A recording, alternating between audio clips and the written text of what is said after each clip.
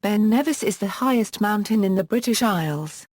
Standing at 1,344 metres above sea level, it is located at the western end of the Grampian Mountains in the Lochaber area of the Scottish Highlands, close to the town of Fort William. The mountain is a popular destination, attracting an estimated 100,000 ascents a year, around three-quarters of which used a pony track from Glen Nevis. The 700-metre cliffs of the north face are among the highest in the United Kingdom, providing classic scrambles and rock climbs of all difficulties for climbers and mountaineers. They are also the principal locations in the UK for ice climbing. The summit, which is the collapsed dome of an ancient volcano, features the ruins of an observatory which was continuously staffed between 1883 and 1904. The meteorological data collected during this period are still important for understanding Scottish mountain weather. C.T.O. Wilson was inspired to invent the cloud chamber after a period spent working at the observatory. Etymology: Beinn Nevis is an anglicisation of the Scottish Gaelic name Beinn Nibheis. Beinn is the most common Gaelic word for mountain. Nibheis is variously understood, though the word is commonly translated as malicious, or venomous. An alternative interpretation is that Beinn Nibheis derives from Beinn Nibheis bath highs, from Nibheis heavens, clouds, and Buttress top of a man's head. One translation would therefore be the mountain with its head in the clouds, though mountain of heaven is also frequently given. As is common for many Scottish mountains, it is known both to locals and visitors as simply the Beinn. Geography: Beinn Nevis forms a massif with its neighbour to the northeast, Carn Marsquad Dig, to which it is linked by the Carn Marsquad Dig RTE. Both mountains are among the 9 in Scotland over 4,000 feet. Annach Beag and Annach Marsquad are also on the Nevis Massif. The western and southern flanks of Beinn Nevis rise 1,200 metres and about 2 kilometres from the floor of Glen Nevis the longest and steepest hill slope in Britain with the result that the mountain presents an aspect of massive bulk on this side. To the north, by contrast, cliffs drop some 600 metres to Corrie Lace. This corrie contains the Charles Ingalls Clarke Memorial Hut, a private mountain hut located at 680 metres above sea level, owned by the Scottish Mountaineering Club and used as a base for the many climbing routes on the mountain's north face. In addition to the main 1,344 am summit, Beinn Nevis has 2 subsidiary tops listed in Munro's tables, both of which are called Carn Dig. The higher of these, at 1,221 metres, is situated to the northwest, and is often mistaken for Beinn Nevis itself in views from the Fort William area. The other Carn Dig juts out into Glen Nevis on the mountain's southwestern side. A lower hill, Mountaineers, is located further west, forming a saddle with Beinn Nevis which contains a small loch, Lochen Mountaineers. The popular tourist path from Glen Nevis skirts the side of this hill before ascending Beinn Nevis' broad western flank. Geology: Beinn Nevis is all that remains of a Devonian volcano that met a cataclysmic end in the Carboniferous period around 350 million years ago. Evidence near the summit shows light-colored granite lies among dark basaltic lavas. The two lying side by side is evidence the huge volcano collapsed in on itself, creating an explosion comparative to Thera or Krakatoa. The mountain is now all that remains of the imploded inner dome of the volcano. Its form has been extensively shaped by glaciation. Research has shown igneous rock from the Devonian period intrudes into the surrounding metamorphic schists. The intrusions take the form of a series of concentric ring dikes. The innermost of these, known as the inner granite, constitutes the southern bulk of the mountain above Lochen Mountaineers, and also the neighbouring ridge of Carn Marsquad Dig. Mountaineers forms part of the outer granite, which is redder in colour. The summit dome itself, together with the steep northern cliffs, are composed of andesite and basaltic lavas. Climate: Beinn Nevis altitude, maritime location and topography frequently led to cool and cloudy weather conditions, which can pose a danger to ill-equipped walkers.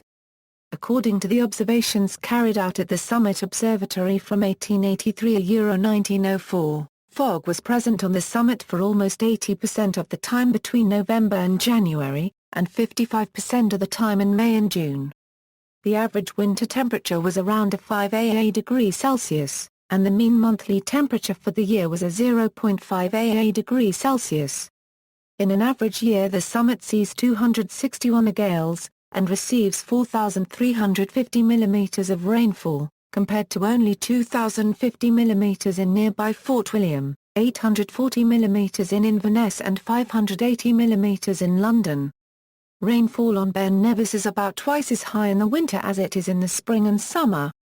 Snow can be found on the mountain almost all year round, particularly in the gullies of the north for sheer with the higher reaches of Observatory Gully holding snow until September most years and sometimes until the new snows of the following season. History. The first recorded ascent of Beinn Nibheis was made on August 17, 1771 by James Robertson, an Edinburgh botanist, who was in the region to collect botanical specimens.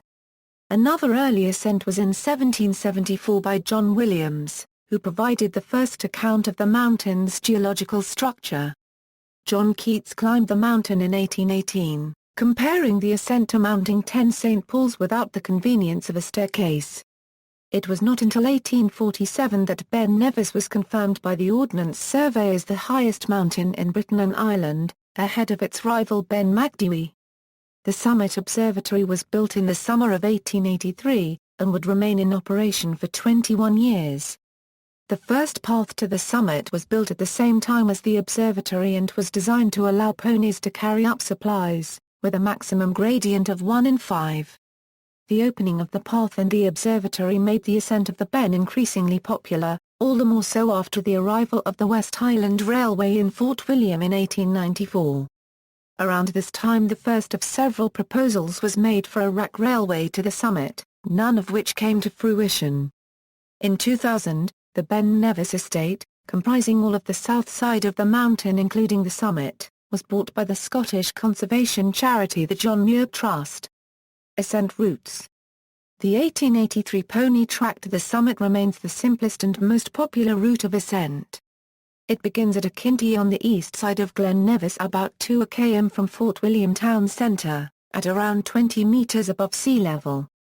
Bridges from the visitor centre and the youth hostel now allow access from the west side of Glen Nevis.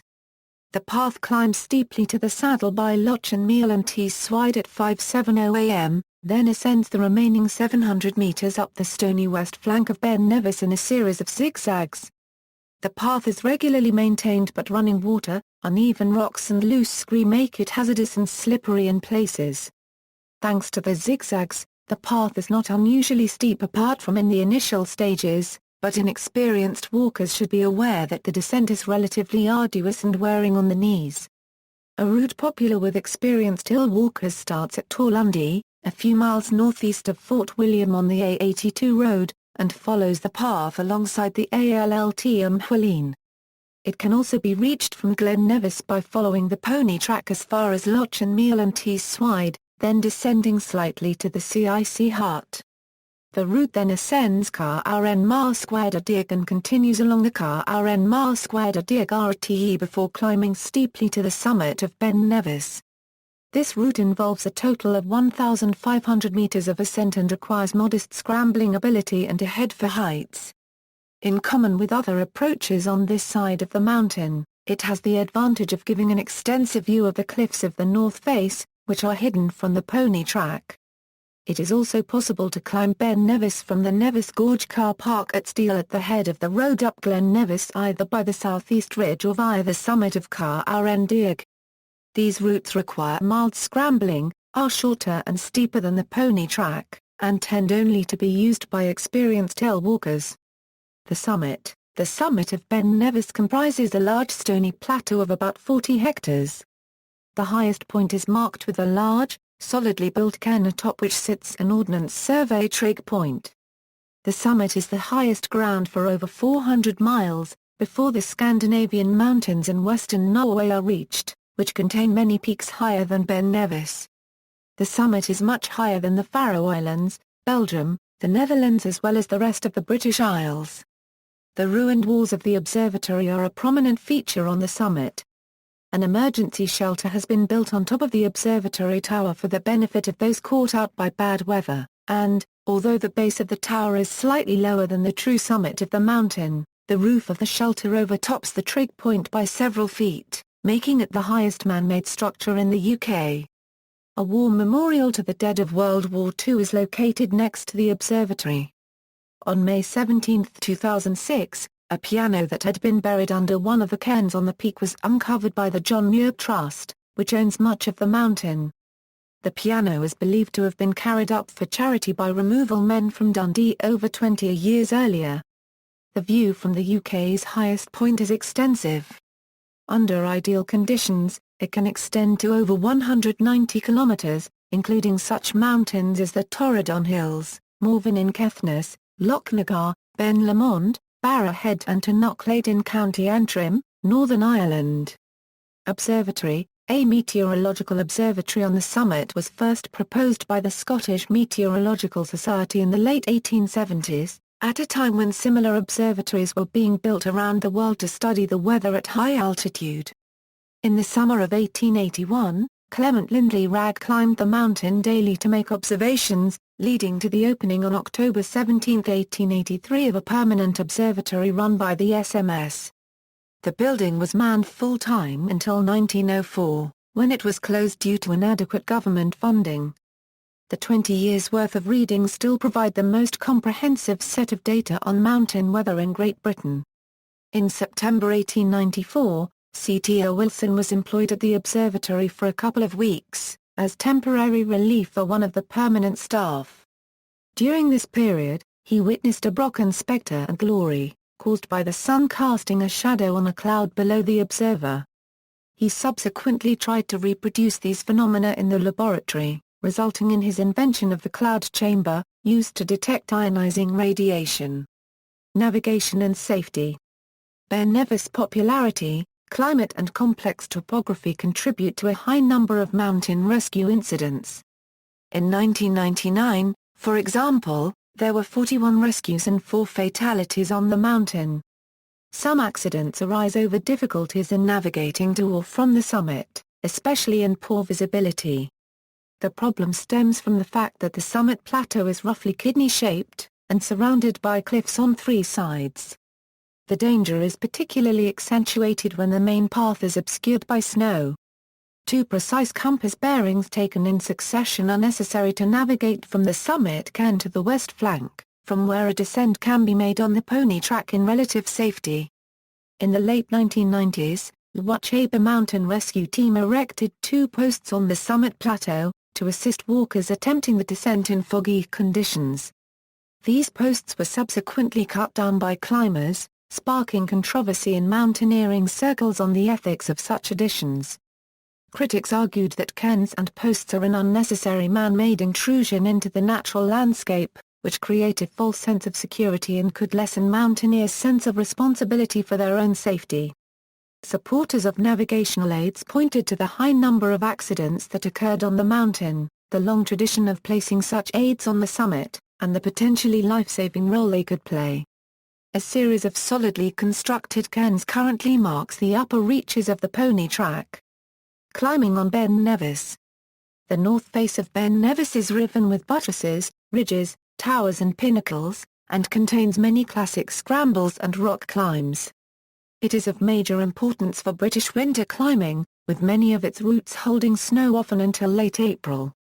It was one of the first places in Scotland to receive the attention of serious mountaineers, with a descent of Tower Ridge in 1892 the earliest documented climbing expedition on the Beinn. The Scottish Mountaineering Club's Charles Ingalls Clark Hut was built below the north face in Coillelois in 1929.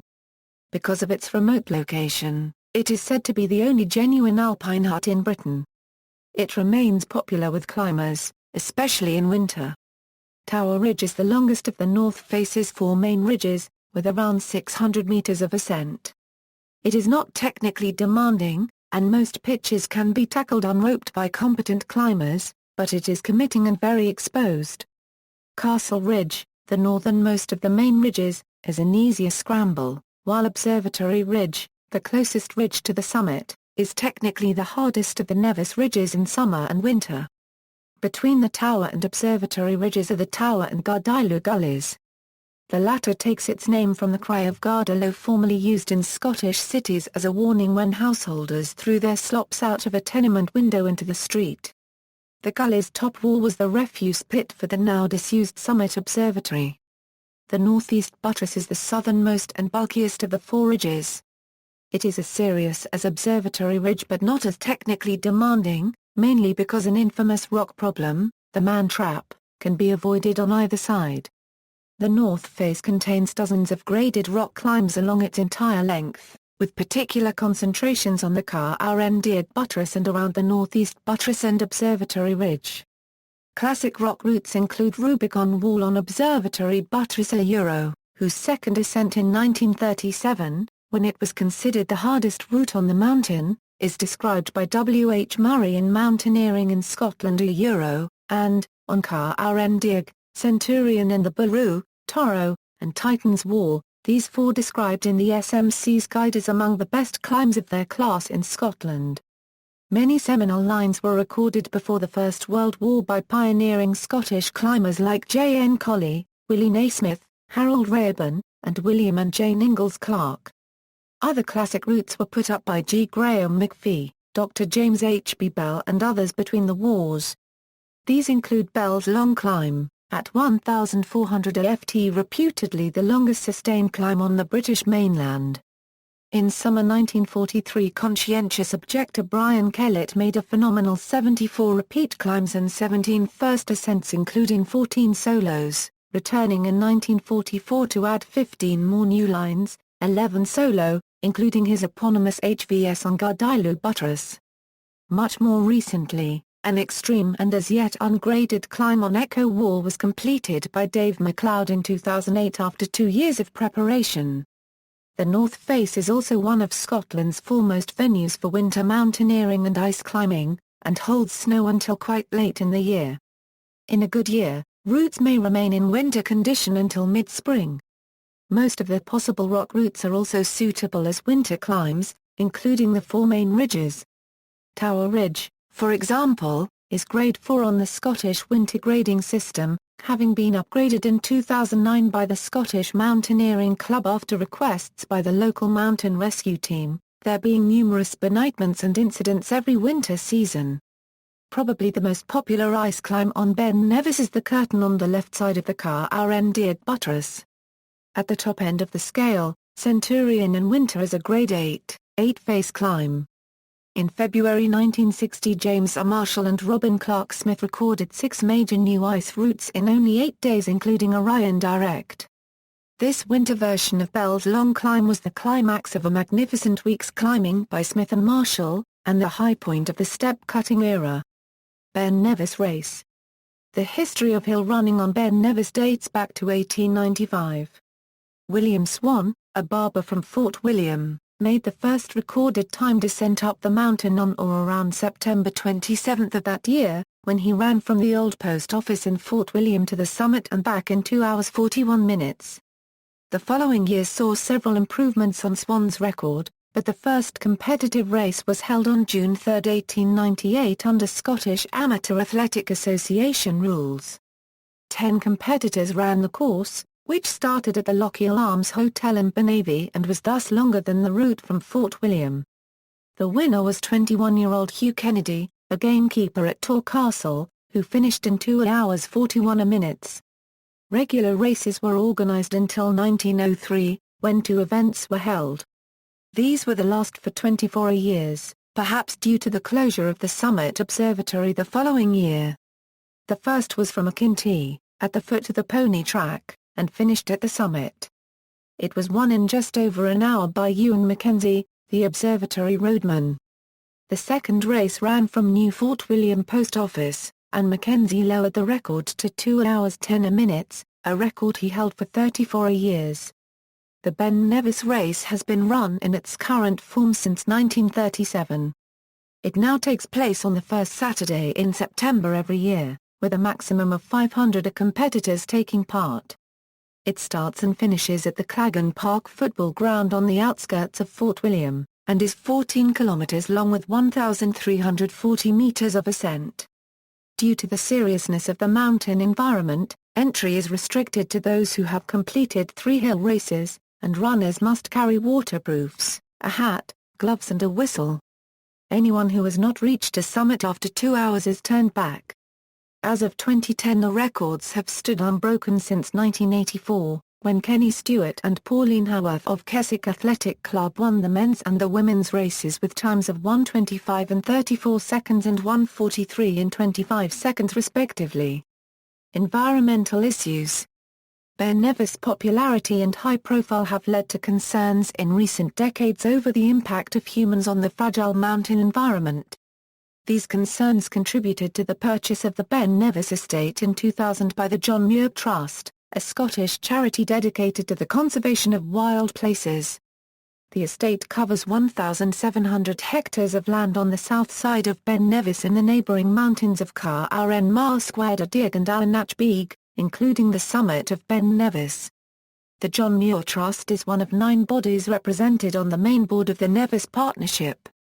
Founded in 2003, the partnership, which also includes representatives from local government, Glen Nevis residents and mountaineering interests, works to guide future policies and actions to safeguard, manage and where appropriate enhance the environmental qualities and opportunities for visitor enjoyment and appreciation of the Nevis area. Its projects include path repairs and improvements and the development of strategies for visitor management. One of the Nevis Partnership's more controversial actions has concerned the large number of memorial plaques placed by individuals, especially around the Summit War Memorial. Many people believe that the proliferation of such plaques is inappropriate, and in August 2006 the Nevis Partnership declared an intention to eventually remove these plaques, as part of a wider campaign to clean up the mountain. In 2005, the amount of litter on the pony track was highlighted by national media, including BBC Radio 5 Live. Robin Cvan, a retired social worker from Mid-Wales who is known as Rob the Rubbish for his efforts to clean up the countryside, then drove to Beinn Nibheis and cleaned the mountain himself, resulting in much media coverage and a concerted clean-up effort. The Glen Nevis Centre have introduced a booking and charging system to groups undertaking ascents of Beinn Nibheis. The charge is being disputed. Beinn Nevis Distillery. The Beinn Nevis Distillery is a single malt whisky distillery at the foot of the mountain, located by Victoria Bridge to the north of Fort William. Founded in 1825 by John MacDonald, it is one of the oldest licensed distilleries in Scotland, and is a popular visitor attraction in Fort William. The water used to make the whisky comes from the Alt Mhuilinn, the stream that flows from Beinn Nevis northern Corrie. Beinn Nevis 80/organic ale is, by contrast, brewed in Bridge of Allen near Stirling. Other uses. Beinn Nevis was the name of a White Star Line packet ship which in 1854 carried the group of immigrants who were to become the Wends of Texas. At least another 8 vessels have carried the name since then. A mountain in Svalbard is also named Beinn Nevis, after the Scottish peak. It is 922 metres high, and located south of the head of Rawdorden, Albert One Land, in the northwestern part of the island of Spitsbergen. See also: National Three Peaks Challenge, The Remarkables, New Zealand, a Euro mountain range containing a peak also called Beinn Nevis.